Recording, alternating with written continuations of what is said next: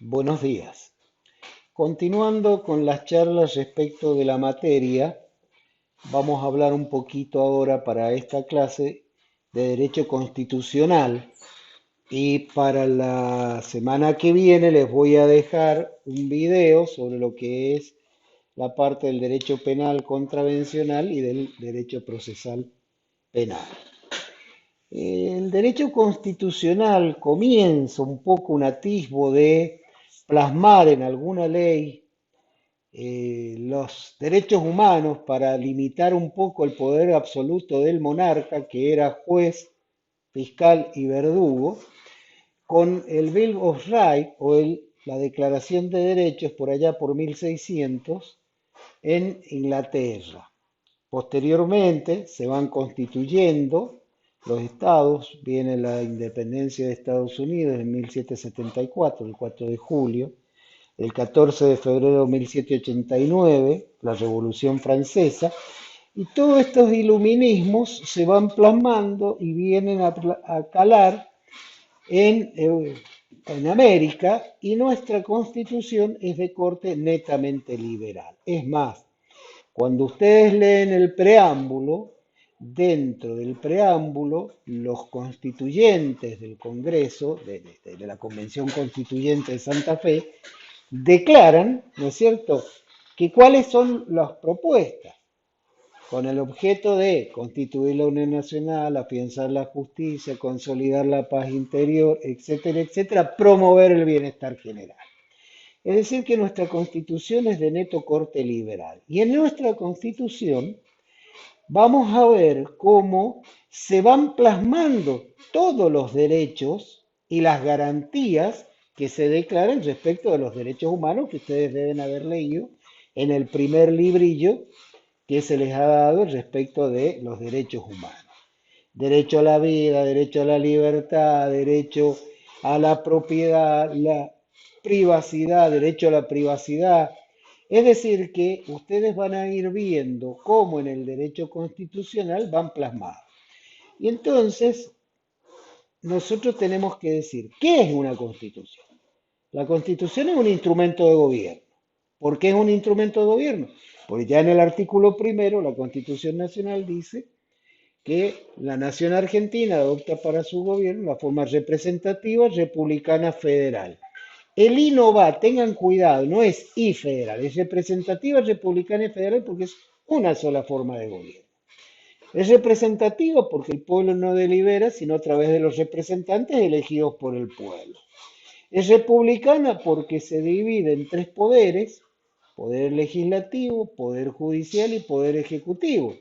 Si ustedes advierten, lo primero que surge es el poder legislativo, que es la convención constituyente que decide, ¿no es cierto?, dictar una constitución, ¿no es cierto? Y tenemos una convención en Tucumán que es la que decide la independencia de la Argentina, del poder del rey de Francia, que en ese momento estaba gobernado por José Bonaparte, hermano de Napoleón Bonaparte, que habían invadido España. Entonces, en este primer grito de libertad del 25 de mayo, la declaración de la independencia, lo primero que nace en la República Argentina es el poder legislativo. Y ese poder legislativo es un poder constituyente que promulga la Constitución Nacional de 1853. Esa constitución va a sufrir una serie de modificaciones en el 45, cuando se incorporan algunos artículos del 14 bis, en el 55 es sacado y en el 56 se vuelve a incorporar el 14 bis, que son los que atribuyen todos los beneficios sociales, los derechos de los trabajadores, de los gremios, la estabilidad del empleo público, etcétera. Lo van a ir encontrando ustedes dentro del librito. Es republicano, ¿por qué? Porque hay tres poderes que gobiernan: poder ejecutivo, poder legislativo y poder judicial. Y es federal porque las provincias conservan para sí aquel poder que no han delegado en el gobierno nacional. Ejemplo, los códigos procesales. Cada provincia tiene su código procesal civil, código procesal penal, código procesal laboral, etcétera, etcétera. Esto es importante tenerlo en cuenta. Y entonces, Esto como instrumento de gobierno. En el 94 también va a sufrir una modificación, el Pacto de Olivos entre Alfonsín y Menem, y va a sufrir una modificación nuestra Constitución en donde se incorporan derechos y garantías muy importantes, por ejemplo el artículo 42, el artículo 43 de la Constitución, y en especial el 43 que incorpora ya como garantía constitucional el habeas corpus, que es el que protege la libertad personal, la acción de amparo, que es el que protege todos los otros derechos, el habeas data, que es el que protege la información y que las personas no puedan ser incorporadas en una base de datos dentro de las Fuerzas Armadas, los servicios de inteligencia, los servicios de informes crediticios, etcétera. Esto que les estoy dando es un pantallazo general. Y entonces ustedes van a ver que los derechos no son absolutos. Por eso el artículo 14 dice que todos los habitantes de la nación gozan de los siguientes derechos: navegar, trabajar, etcétera, ejercer industria lícita, conforme las leyes que reglamentan su ejercicio. Este reglamento del ejercicio en cada ley va a venir o en cada código va a venir reglamentado. Otra cosa que tiene importancia la reforma del 94 es la incorporación de los pactos y los tratados internacionales que reconocen todos los derechos humanos. A ver, se incorpora la Carta de las Naciones Unidas, la Carta de la OEA, el Pacto de San José de Costa Rica, el Pacto de Derechos Sociales, Civiles y Políticos, el Pacto de Protección de los Niños, Niñas y Adolescentes, el Pacto de Protección de la Mujer, la equiparación y la igualdad de la mujer. Es decir, todo este tipo de derechos de nueva generación. E incluso adviertan cómo vamos a tener la incorporación ya en la Constitución del 53, por ejemplo, el derecho a la igualdad en el artículo 16, el derecho de propiedad en el sentido amplio, la protección de la propiedad, el artículo 17, el artículo 18 de la Constitución, que va a proteger a las personas, ¿no es cierto?, en cuanto a su libertad, va a consagrar el principio de inocencia, va a consagrar que nadie puede ser penado sino previo juicio hecho por un juez competente y basado en una ley que sea anterior al hecho de la causa que se está juzgando. La, el cumplimiento de la pena que va a ser en instituciones especialmente, las cárceles van a ser limpias y sanas para readaptación social del delincuente. Ustedes tengan en cuenta que previo al dictado del Código Penal de 1921 por Rodolfo Moreno, el autor del Código Penal, las penas eran incluso tormentos, que los prohíbe la Constitución Nacional a partir del artículo 18, tormentos, azotes, estigmatizaciones, exposición pública.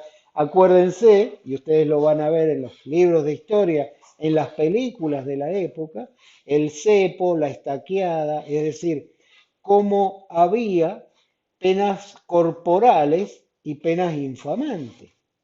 Y van a encontrar en el artículo 19 de la Constitución algo que es muy importante, que son dos principios que rigen todo nuestro derecho penal y nuestro derecho procesal, que son el principio de reserva penal y el principio de legalidad. Esto, presten mucha atención en esto. El principio de reserva es que nadie está obligado a hacer lo que la ley no manda, ni puede ser privado de hacer lo que la ley no prohíbe. Este es el principio de legalidad. Y las acciones privadas de los hombres que no ofendan la moral pública ni las buenas costumbres están solo reservadas a Dios y exentas de la autoridad de los magistrados. Es el principio de reserva. Es decir, hay un principio de legalidad y un principio de reserva que establece que aquello que no se esté prohibido está permitido y lo que está prohibido no está permitido. Es decir, esto es importantísimo, léanlo bien, es muy lindo, vuelvo a recomendarles, compren una constitución, léanla, van a ver que su lectura es fácil y les va a enseñar una serie de cuestiones que a veces la vemos en las noticias y no entendemos el por qué. Y a veces los periodistas nos confunden y con un pequeño dominio de lectura de la Constitución nosotros podemos llegar a dar una opinión fundada sobre situaciones de actualidad. Bueno, queridos alumnos, es una pena que las clases no sean presenciales. Me gusta mucho el contacto con la gente, me gusta saber qué piensan, cómo piensan y poder transmitirle mis pequeños conocimientos sobre la materia, pero que a veces son importantes para que ustedes tengan un medio más para poder defenderse en la vida. Les dejo un abrazo y en la semana que viene, previo a la clase del próximo viernes, les voy a dar algo sobre el derecho penal, el derecho procesal y el derecho contravencional. Buenos días, hasta luego.